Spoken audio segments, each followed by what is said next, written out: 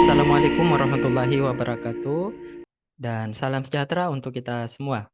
Perkenalkan, saya Syamsir Zainuddin, dosen Pendidikan Matematika, Fakultas Keguruan dan Ilmu Kependidikan Universitas Jambi.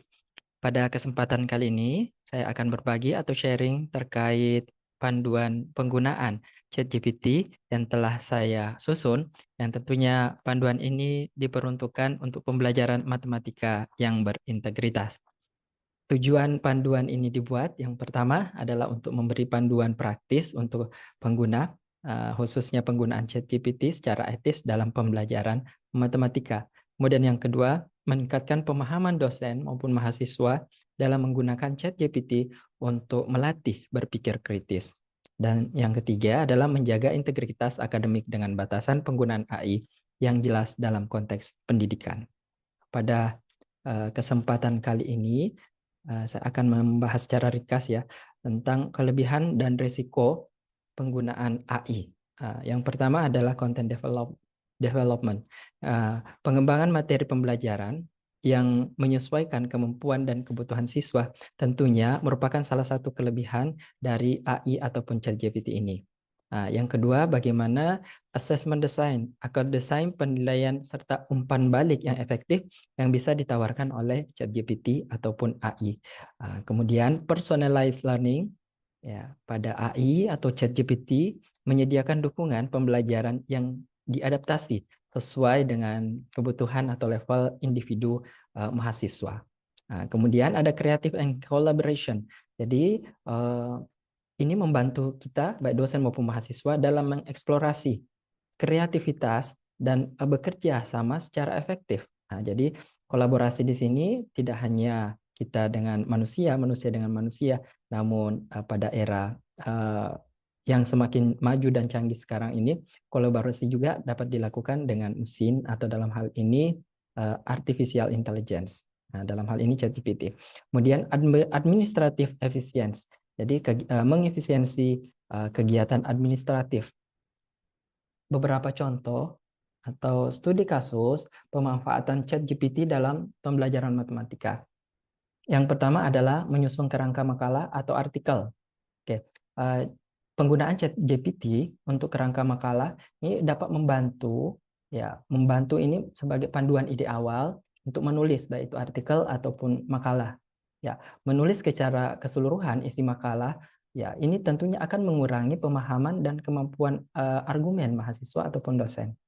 Jadi, pada saat kita menyusun makalah ataupun artikel, ChatGPT ini hanya bisa digunakan sebatas menyusun kerangka. Adapun pengembangan nanti kita bisa elaborasi dengan berbagai buku atau jurnal. Yang tentunya mungkin kita bisa bertanya sama ChatGPT ataupun AI lainnya untuk membantu kita mengembangkan nanti bagian-bagian yang diberikan pada ChatGPT tadi. Kemudian yang kedua, ChatGPT ataupun AI bisa melakukan literature review artikel. Ya, hal ini mungkin dapat membantu kita sebagai dosen maupun mahasiswa untuk memperoleh ringkasan yang bermanfaat sebagai dasar pemahaman dan analisis yang lebih lanjut. Namun tetap harus melibatkan dan kita harus tetap memvalidasi, melibatkan diri kita sebagai human atau manusia yang memiliki akal budi yang lebih istilahnya lebih baik daripada mesin. Sehingga kita harus memvalidasi lagi, kemudian hasilnya kita review. Kemudian setelah kita melakukan itu, barulah kita bisa mengambil isi atau output yang diberikan oleh ChatGPT. Ketiga, ini ada merancang soal diskusi di kelas. Ya, ChatGPT ini bisa memfasilitasi kita untuk membantu soal diskusi, kemudian memungkinkan mahasiswa untuk mengeksplorasi konsep yang lebih mendalam, yang meningkatkan keterlibatannya dalam kelas. Jadi, ChatGPT ini bisa membantu kita menyusun soal-soal yang bisa betul-betul didesain untuk meningkatkan keterlibatan mahasiswa di dalam kelas dengan mungkin berbagai langkah-langkah dan prosedur tertentu yang kita bisa brainstormingkan atau kita bisa diskusikan dengan ChatGPT. Kemudian tentunya dalam merancang ini harus semua tadi baik itu menyusun kerangka, melakukan review dan yang ketiga ini adalah merancang soal diskusi harus menggunakan prompt atau perintah yang spesifik dan sesuai. ya untuk meminimalisir adanya bias atau kesalahan dari ChatGPT ini. Kemudian ChatGPT ini bisa membantu kita merangkai argumen dan penjelasan dalam makalah. Ya, dengan meminta bantuan untuk merangkai argumen, mahasiswa dapat memahami cara menyusun penjelasan dengan baik. Ya, namun meminta ChatGPT menyelesaikan seluruh bagian argumen atau makalah, nah itu mengurangi proses refleksi atau kemampuan mahasiswa ataupun dosen ya memahami kembali sejauh mana kemampuan mereka, sejauh mana pengetahuan mereka terkait argumen pada makalah yang dibuat. Terakhir, menyusun soal latihan dan evaluasi. Penggunaan ChatGPT untuk menyusun soal latihan yang bervariasi sangat berguna untuk menyediakan latihan-latihan tambahan, khususnya bagi mahasiswa pendidikan matematika. Kita sebagai dosen bisa meminta ChatGPT untuk membantu kita menyusun soal latihan yang bervariasi dan tentunya tujuannya untuk membantu mahasiswa kita ya menggunakan istilahnya pemahaman mereka setelah belajar. Dan soal maupun latihan evaluasi ini bisa disesuaikan tingkat kesukaran ataupun level kemampuan dari mahasiswa kita. Ya, tentunya dengan menggunakan prompt ataukah menggunakan instruksi yang sesuai. Untuk penjelasannya mungkin kita akan melakukan sedikit tutorial, tapi setelah pembahasan berikutnya. Tutorial ini akan menunjukkan cara memanfaatkan ChatGPT untuk mendukung pembelajaran matematika. Dengan panduan ini, kita akan belajar cara menggunakan ChatGPT untuk menyusun modul, mereview artikel, menyusun soal latihan, dan memberi umpan balik, serta beberapa hal yang dianggap perlu. Ini pada bagian bab 3, sudah ada beberapa panduan dan beberapa contoh penggunaan ChatGPT. Kita langsung saja masuk ke bab 3-nya. Oke, di bab 3 ini sudah ada tampilan umum tentang penggunaan ChatGPT, contohnya dalam pembelajaran, dan kurang lebih ada 20 cara untuk menggunakan ChatGPT untuk membantu kita memaksimalkan atau mengoptimalkan pembelajaran di kelas. Nah, namun pada kegiatan kali ini kita fokus pada bagaimana langkah-langkah praktis menggunakan ChatGPT dalam pembelajaran matematika. Oke, pada contoh pertama, di sini ada contoh kasus seorang dosen ingin mengembangkan sebuah modul kalkulus dasar untuk perkuliahan. Jadi dosen ini mencari struktur dasar mungkin atau semacam inspirasi tentang bagaimana menyusun dari setiap bagian atau outline dari modul yang akan dikembangkan.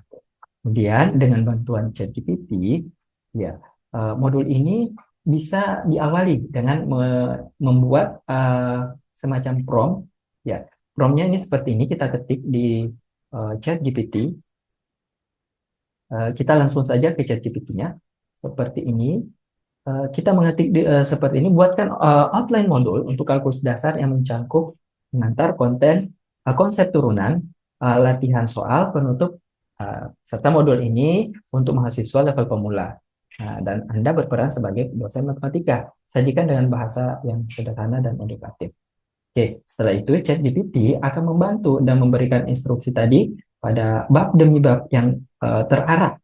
Setelah mendapatkan outline, kita bisa mengembangkan struktur masing-masing bab lebih lanjut dengan mungkin mengelaborasi dengan berbagai sumber atau kita mengembangkan sendiri dari sumber-sumber yang kita rangkum dari artikel ataupun buku yang relevan dengan bab-bab yang kita inginkan seperti ini.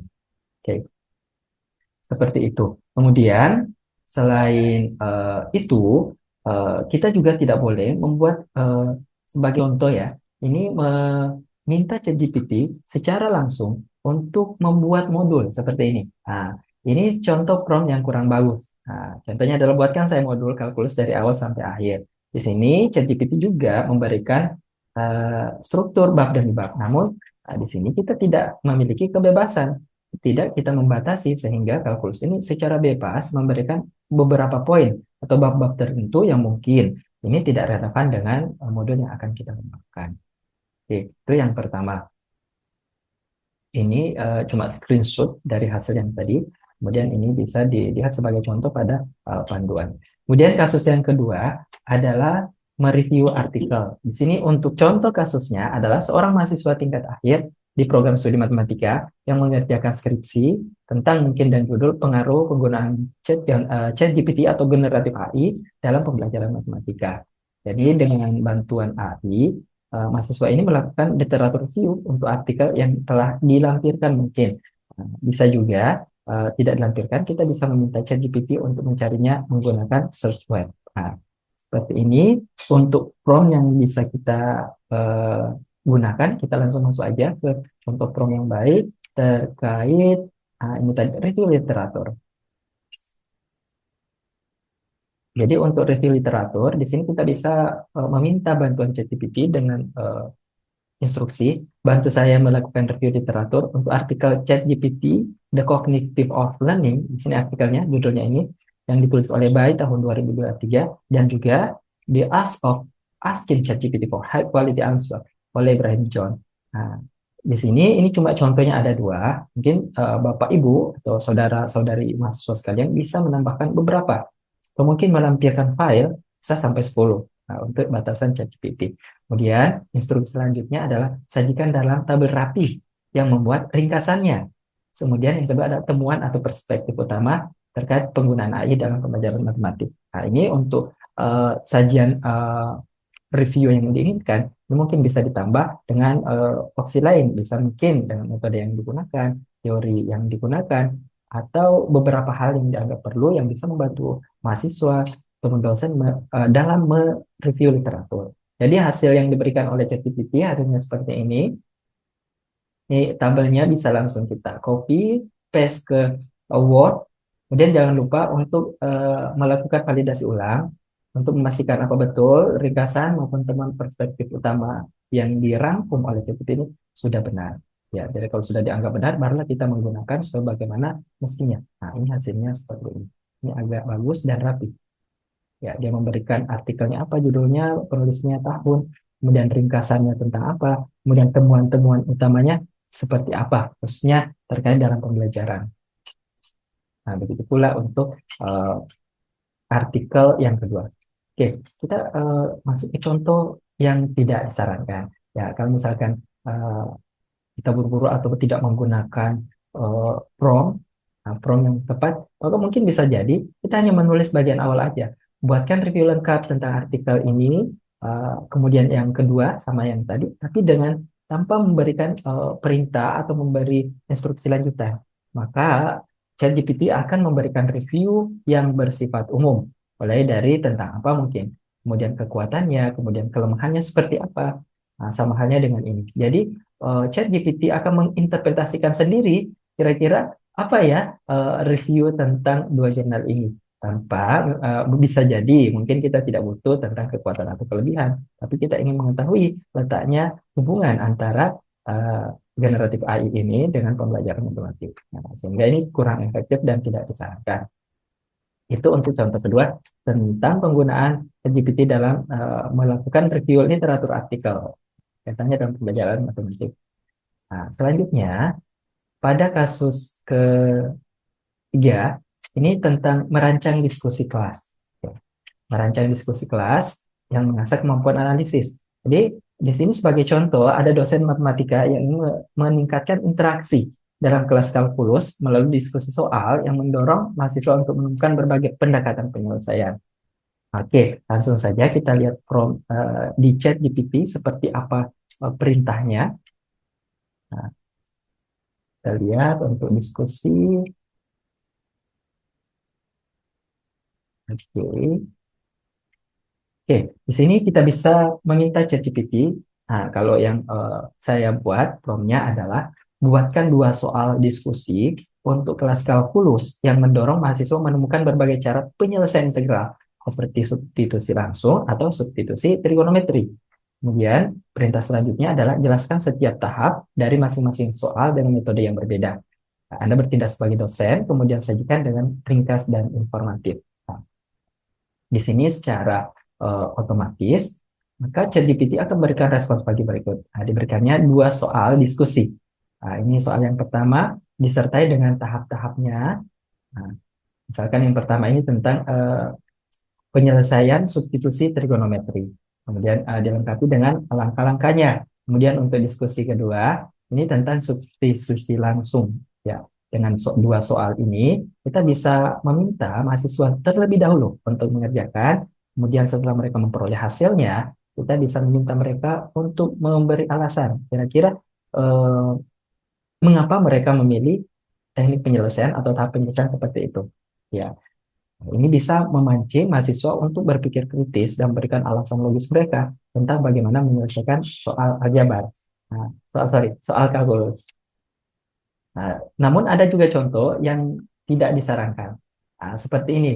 Jika misalkan kita hanya meminta ChatGPT untuk membuatkan dua soal diskusi saja untuk kelas kalkulus, maka seperti tadi bahwa ChatGPT akan hanya memberikan soal-soal yang sifatnya umum, nah, dan tidak spesifik sebagaimana dengan yang kita berikan pada contoh pertama tadi.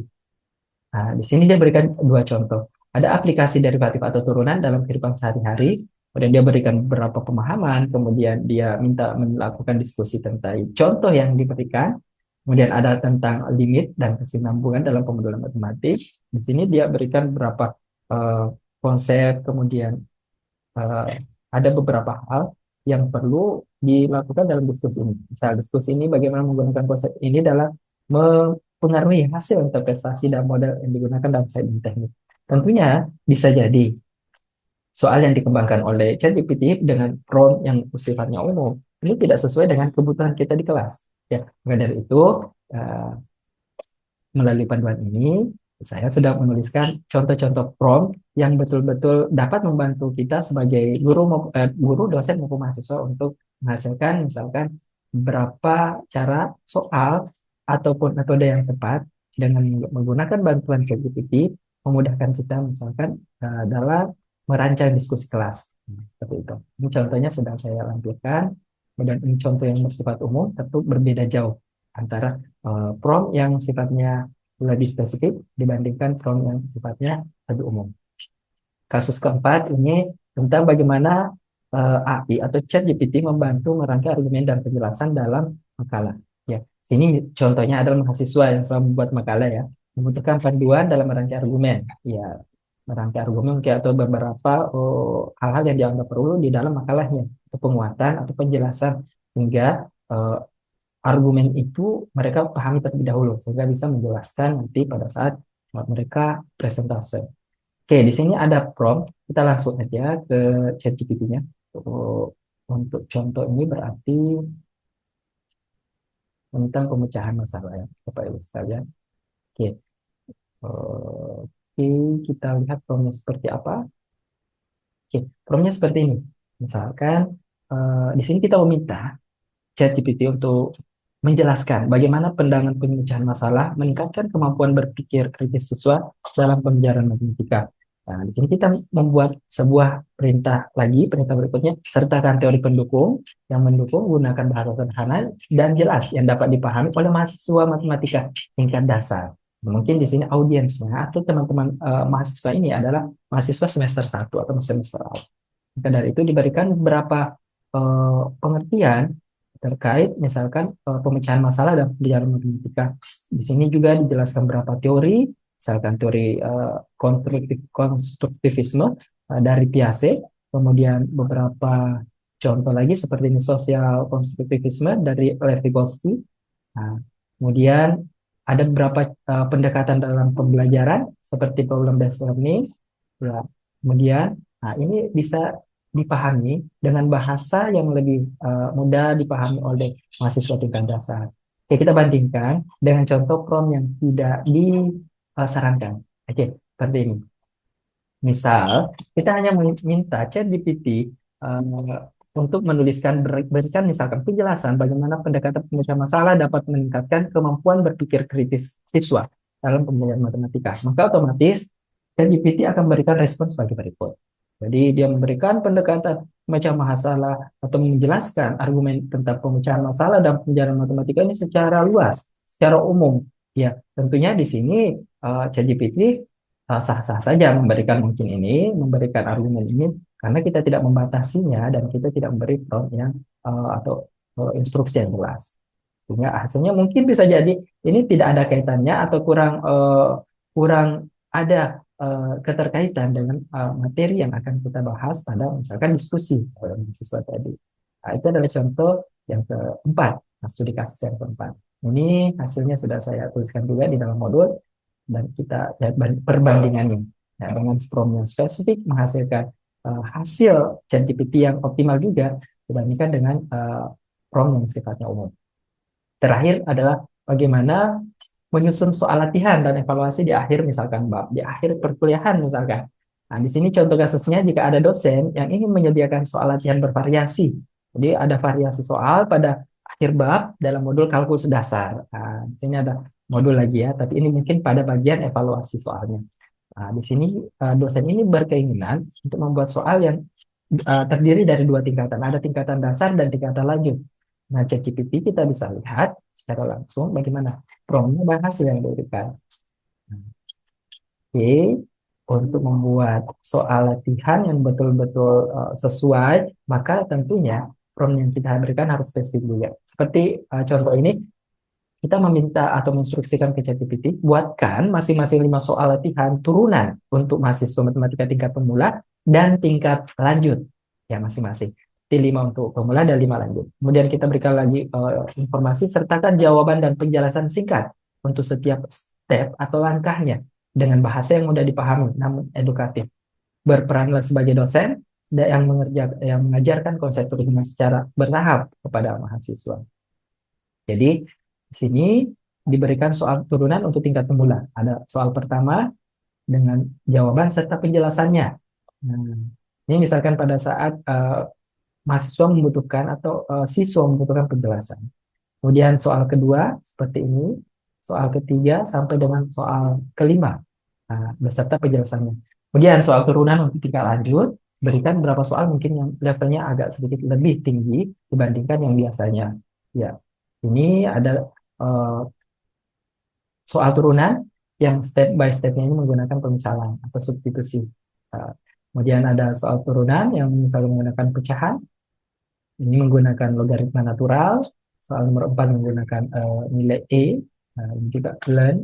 Kalau tadi learn ya, kemudian ini ada nilai E lagi. Kemudian ada soal berikutnya, ini adalah turunan yang membutuhkan penyelesaian yang betul-betul rumit dalam pengerjaannya. Sehingga mungkin yang bisa mengerjakan ini ada level mahasiswa memiliki kemampuan atau tinggi seperti itu. Jadi dengan instruksi yang jelas, maka ChatGPT akan memberikan juga sesuai atau jawaban yang sesuai dengan keinginan kita. Dibandingkan misalkan ini satu contoh untuk soal dan jawaban. Ini misalkan kita secara brutal ya dengan bahasa yang brutal. Ya, kita minta ChatGPT secara langsung membabi buta. Berikan 10 soal tentang materi turunan beserta jawabannya.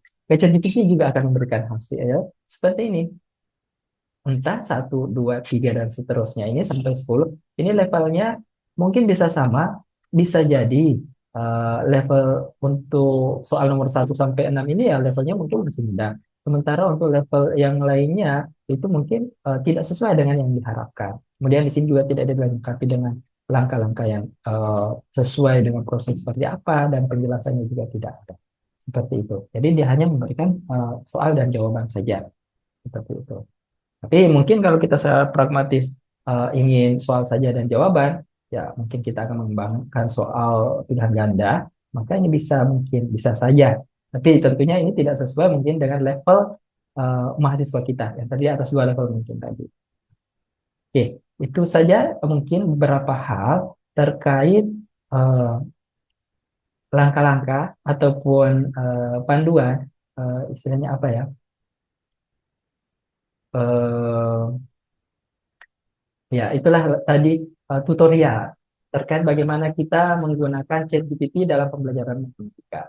Di bagian sebelumnya saya juga sudah menjelaskan tentang prompt yang baik itu seperti apa.